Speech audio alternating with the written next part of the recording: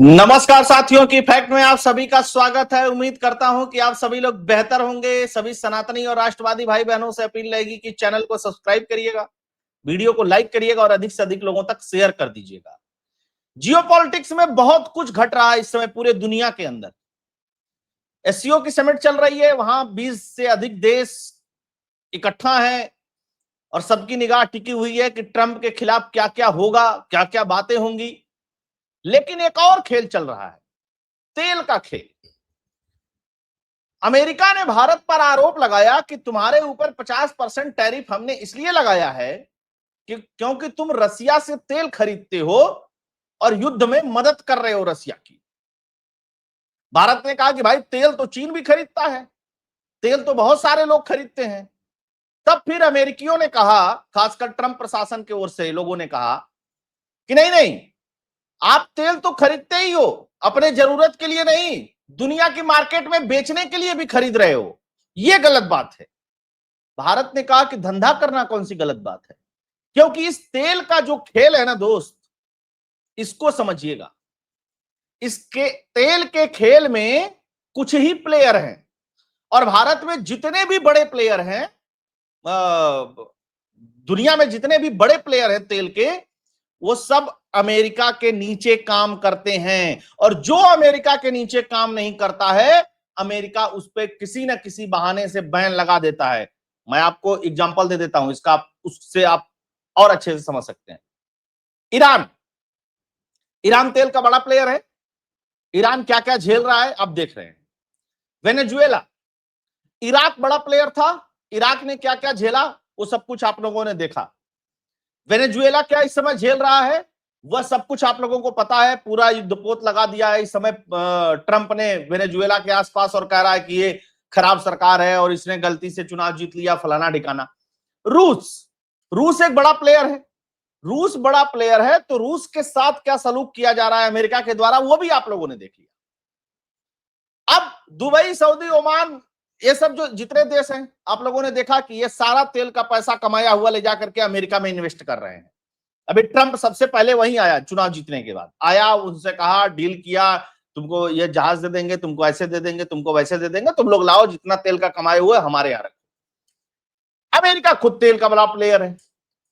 अब इसी से अंदाजा लगा लीजिएगा कि युद्ध के सामान जितने होते हैं, डिफेंस के जितने सामान हैं, और तेल और फार्मा, तीन लॉबी, दवाई वाली, युद्ध के सामान बनाने वाली और तेल, पूरे दुनिया को यही तीन चीजें चलाती हैं आज के डेट में। और इन्हीं तीन चीजों से पैसा आता है बड़े पैमाने पे, और इन्हीं तीन चीजों में बड़े पैमाने पे घपलेबाजी होती है पूरे दुनिया के जियोपॉलिटिक्स के ऑर्डर को बदलने के लिए। तो कर क्या दिया है भारत ने? भारत ने रसिया से तेल खरीदा, अपने देश ले आया, उसको फिल्टर किया और यूक्रेन को बेच दिया है।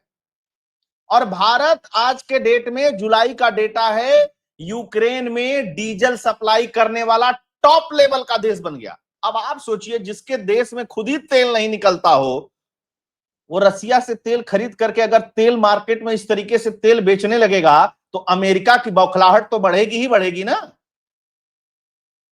बढ़ना स्वाभाविक है। और यूक्रेन, आरोप क्या है भारत पे कि तुम रूस की मदद कर रहे हो तेल खरीद करके पैसे से, इसलिए युद्ध नहीं रुक रहा है। तो यूक्रेन क्यों खरीद रहा है? अचानक से आप लोगों ने देखा होगा कि यूक्रेन जो है वो बड़ा वफादार बन गया है भारत का। प्रधानमंत्री से बातचीत करना, उनके लिए ट्वीट करना, अभी प्रधानमंत्री चीन गए उससे पहले बातचीत करना, फिर न्योता भी मिला है भारत आने का, और वहां के राजदूत ने कहा है कि रूस से तेल खरीदने से हमको कोई आपत्ति नहीं है। तो जिसके ऊपर हमले हो रहे हैं उसको आपत्ति नहीं, अमेरिका को क्यों आपत्ति है? क्योंकि वो किंग है इस मार्केट का, कंट्रोल करता है इस मार्केट को, पूरे एनर्जी सेक्टर को कंट्रोल करता है। और किस तरीके से कंट्रोल करता है वो बातें मैंने इसी वीडियो में शुरू में बता दी आप लोगों को। अब आइए थोड़ा सा रिकॉर्ड और डेटा देखते हैं, है ना। बड़ा मजेदार चल रहा है गुरु, जो कुछ भी चल रहा है दुनिया में, है। भारत के डीजल पे चलता है पूरा यूक्रेन। भारत यूक्रेन का संकट मोचक है आज के डेट में, और यही अमेरिका में हड़कंप मचने का सबसे बड़ा कारण है। रूस से तेल खरीदी पर टैरिफ बम फोड़ते समय भूल गए थे ट्रंप, है ना। अच्छा, India needs to defend interest, no pressure from Q over Russian oil purchase Ukraine. Ukraine के ही लोग, खासकर लोग नहीं, यूक्रेन सरकार के लोग कह रहे हैं कि हमें कोई दिक्कत नहीं है अगर नेशनल इंटरेस्ट में भारत तेल खरीदता है रसिया से। तो भैया जिसके ऊपर गिर रहा है बम गोला उसको दिक्कत नहीं, तो तुझे क्यों दिक्कत है? दिक्कत इसलिए है ना कि इन लोगों को लग रहा है कि अगर भारत भी इस मार्केट में आ गया, जिसके पास तेल नहीं है वो मार्केट में कैसे आ गया? क्योंकि भारत के पास तेल नहीं है, लेकिन भारत के पास दुनिया की बेहतरीन रिफाइनरी है। अब गुरु धीरे धीरे, अच्छा देखिए एक बात क्या है ना कि ट्रंप ने बकलोली तो कर दी है, अब धीरे धीरे पोल खुल रही है, खबरें आ रही हैं जगह जगह से। ट्रंप टैरिफ के बीच भारत बना यूक्रेन का संकट मोचक सबसे बड़ा डीजल सप्लायर बनकर के उभरा। सुनिए, मतलब सब कुछ बड़ा दिलचस्प है, आंकड़े भी बताता हूं। जुलाई 2025 में यूक्रेन का सबसे बड़ा डीजल आपूर्तिकर्ता बन गया, जो देश के कुल डीजल आयात का 15.5%। भारत यूक्रेन को 15.5% डीजल प्रोवाइड करा रहा है। और जितना ये सब कुछ चल रहा है ना, तो गाड़ी और तोप सोप जितनी भी उसकी चल रही है, वो सब भारत से डीजल जा रहा है। आप विडंबना देखिए। और लोग कहते हैं कि फलाने देश के बिना काम चल जाएगा, उसके बिना काम चल जाएगा, इसके बिना काम चल जाएगा, ऐसे काम चल जाएगा, वैसे काम चल जाएगा। भाई साहब, दुनिया में जो चीज आपके पास नहीं है वो किसी न किसी से लेनी ही पड़ेगी। वो रशियन ऑयल भले ही भारत फिल्टर होकर के यूक्रेन जा रहा हो तो क्या, इस पे ये खबर जब से आई है पूरा साफ सूंघा हुआ है, कोई नहीं बात कर रहा है। यूरोपियन कंट्री, ईयू, अमेरिका सब एकदम चुप। क्यों चुप है भगवान जाने।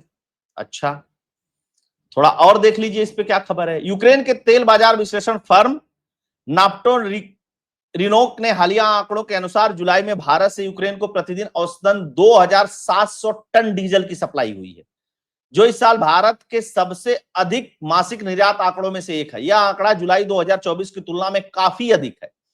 जुलाई 2024 में हम 2% भी नहीं थे सप्लायर, लेकिन ट्रंप टैरिफ और तेल जब से शुरू किया है ना, तब से हम सबसे बड़े सप्लायर बन गए। अब आप थोड़ा सा समझिए इसको, खेल समझिए मतलब, है ना। अच्छा, जनवरी से जुलाई 2025 तक भारत का यूक्रेन का डीजल आपूर्ति हिस्सा 10% तक पहुंच गया था, जो पिछले वर्ष की समान अवधि की तुलना में 5 गुना अधिक है। दर्द यह है, आपूर्ति के रास्ते भू राजनीतिक चुनौतियां। भारतीय डीजल मुख्य रूप से रोमानिया के डेन्ब्यू नदी के माध्यम से टैंकरों द्वारा तुर्की के मारमारा बंदरगाह से यूक्रेन पहुंच रहा है। हालांकि इस चैनल पर आंशिक प्रतिबंधों का प्रभाव भी है। इसके बावजूद भारत ने अन्य यूरोपीय आपूर्तिकर्ता जैसे स्लोवाकिया, ग्रीस, तुर्की, लिथुआनिया सबको पीछे छोड़ते हुए जुलाई में शीर्ष स्थान हासिल किया है। तो भाई साहब, मोदी जी के लिए इस बात के लिए ताली बजनी चाहिए ना, नहीं बजनी चाहिए? बताइए, ट्रंप का दुख कम नहीं हो रहा है भाई, और दुख कम होगा कैसे? समस्या जानते हैं क्या है? ये लोग तेल का खेल खेल करके दुनिया से मोटा माल कमा करके रखे हुए हैं। तब बताते हैं जीडीपी हमारी इतने बिलियन की है, उतने, और जो कुछ बचा वो हथियार। और भारत फार्मा में भी उभर गया। आज हम सबसे बड़े जेनरिक दवाओं के सप्लायर हैं अमेरिका के अंदर। उस पर अमेरिका की हिम्मत नहीं हुई टैरिफ लगाने की। क्यों नहीं लगाता उस पर टैरिफ अमेरिका? दवाई में भी हम उभरते हुए हैं। दुनिया में सबसे सस्ता इलाज हमारे पास है। हम वैक्सीन बना करके अपने 100 करोड़ से अधिक लोगों को लगा देते हैं। यह सब दर्द है। ऊपर से हम दुनिया से हथियार खरीदते थे, आज 25 से 30 हजार करोड़ के हथियार दुनिया को बेच रहे हैं और माल तैयार कर रहे हैं। एक फाइटर जेट के इंजन को छोड़ दिया जाए तो डिफेंस के सेक्टर में भारत कहीं पीछे नहीं है। यह समस्या है। हमारे यहां की शिपिंग इंडस्ट्री इतना तेजी से ग्रो कर रही है कि आप सभी लोग देख ही रहे हैं। ये दर्द है उभरते भारत की कि भैया अगर तेलों ये बेचने लगा तब तो गड़बड़ा जाएगा काम, है ना। अच्छा, एक और चीज, भारत पर यूक्रेन को भरोसा युद्ध समाप्त कराने में देगा योगदान, जेलेंस्की ने यूं कहा पीएम मोदी को धन्यवाद। अच्छा, दूसरी खबर सुन लीजिए। मोदी जी जाते हैं जब चाइना, तो फोन करता है जेलेंस्की और बात भी करता है जेलेंस्की। क्या बात करता है? प्रधानमंत्री ट्वीट करते हैं कि thanks president Zelensky for the phone call today, we are exchange the view on ongoing conflict, humanitarian aspect, effort, restore the peace and stability. Zelensky phone करता है, मोदी जी जा रहे हो, पुतिन तुम्हारा मित्र है, वो मिलेगा, थोड़ा कहना कि रियायत बरते, भाई बड़ा मार रहा है। और ये ट्रंपवा के चक्कर में और बवाल हो गया, जब से अलास्का में ट्रंप के साथ मीटिंग हुई है उसके बाद से और कूट रहा है हमको। मोदी जी ने कहा कि हाओ हाओ, हम बात करेंगे, पीस करेंगे, शांति करेंगे। ये वही जेलेंस्की है जब मोदी जी ने आज के 2 साल पहले, 2-2.5 साल पहले जब कीव गए थे और इन्होंने कहा था कि भाई टेबल पे बैठ करके समझौता कर लो, तब ये क्या कहता था, नहीं नहीं हम समझौता नहीं करेंगे, दुनिया का कोई देश हमको नहीं बता सकता, क्योंकि यूरोप वाले और अमेरिका वाले हमको माल और हथियार दोनों दे रहे हैं, तो हम लड़ेंगे। इसकी सारी कॉमेडी अब बंद हो गई है ना। ठीक है, बहुत बढ़िया बात। मतलब सबसे ज्यादा मजा क्या आया इस खबर में? सबसे ज्यादा मजा यह आया कि रूस से तेल खरीदा, अपने यहां फिल्टर खरीदा, यूक्रेन को बेच दिया। अब कुछ लोग कह रहे हैं कि पता नहीं कौन सा तेल बेचा है, कहीं ऐसा तो नहीं है उधर जो इराक से आ रहा है वो वाला बेच दिया? भगवान जाने कौन सा बेच दिया, बेचा तो, लेकिन जब बात तेल तेल की हो रही है तो फिर तो हम यही बताएंगे कि रूस से आया जो तेल है वो यूक्रेन को बेचा गया फिल्टर करके। यूक्रेन कह रहा है कि हम हार नहीं मानेंगे, हम किसी क्षेत्र पर कब्जा स्वीकार नहीं करेंगे, वहां का राजदूत बोल रहा है। तो भैया कब्जा स्वीकार नहीं करोगे तो फिर तो रूस भी मानने वाला नहीं। अब खबर एक और आ रही है जो जबरदस्त है कि पुतिन आ रहे हैं भारत और जेलेंस्की को भी बुलाया जा रहा है। अगर मान लीजिए, मैं अभी इसको कंफर्म खबर की तरफ नहीं लेता हूं, मान लीजिए कि अगर मोदी जी एक तरफ जेलेंस्की को बैठा दें, एक तरफ पुतिन को बैठा दें, कह रहे देख भाई तुझसे मुझे तेल खरीदना है, इसको मुझे तेल बेचना है, तुम लोग झगड़ा बंद कर लो, थोड़ा बहुत समझौता कर लो। मान लीजिए एक समझौता हो जाता है, याद करिएगा ट्रंपवा भी कहता है कि Modi is a tough negotiator. अगर ये करवा देते हैं तो वो नोबल वाले का क्या होगा भाई? उधर जो व्हाइट हाउस में पलाया घूम रहा है कि हमको नोबल दो, हमको नोबल दो, हमको नोबल दो, कैसे नोबल मिलेगा? एक बात ध्यान रखना, मैंने पहले भी कहा था, नरेंद्र दामोदर दास मोदी के कुंडली में शत्रुहंता योग है। जो डायरेक्ट मोदी से दुश्मनी करता है वो टिकता नहीं है ना। और ये मैं आज के आधार पे नहीं कह रहा हूं दोस्तों, मैं ये 2002 से देख रहा हूं। भारतीय जनता पार्टी के अंदर भी जो उनके विरोधी हैं, पॉलिटिकल विरोधी हैं, देश के रूप में जो विरोधी हैं, कोई टिकता नहीं। हाँ, कुछ दिन जरूर समस्या हो सकती है, उथल पुथल हो सकती है, दिक्कतें हो सकती हैं, लेकिन अंतोगत्वा जीतते मोदी ही हैं।